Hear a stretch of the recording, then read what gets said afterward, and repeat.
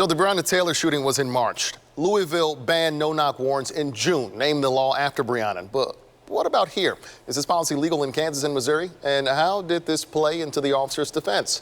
Anchor Caitlin Canute joins us from the newsroom to explain. Caitlin.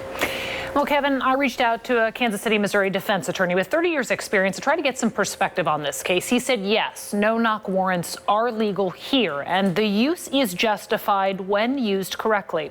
So first, we should clarify, in the Breonna Taylor case, while police had a no-knock warrant, officers claimed they did knock and announced themselves before breaking down the door. And while Taylor's boyfriend and her family disputes this, legally, the attorney I talked to said because a judge signed off on that warrant, officers were within their rights. And even though Taylor's boyfriend said he fired shots thinking he was being robbed, those officers were justified in returning fire in the name of self-defense.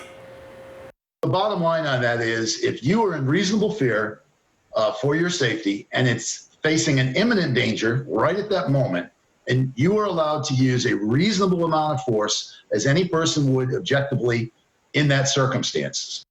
But that attorney, John Paserno, points out the question remains. Could those officers have retreated? Was it necessary to fire blindly into the apartment? He says those are questions the attorney general could have considered. Furthermore, Paserno says the AG in this case could have prevented a lot of public outcry if he'd decided to file charges instead of passing the buck to a grand jury to decide. I think a lot of times when they use the grand jury system, it's for political purposes. And then we don't know what goes on in that room. We don't know what evidence they present. Mr. Paserno says the attorney general could have possibly considered voluntary manslaughter or negligent homicide charges in this case. Had those been filed by the AG himself, it would have gone before a judge to see if there was probable cause to move forward.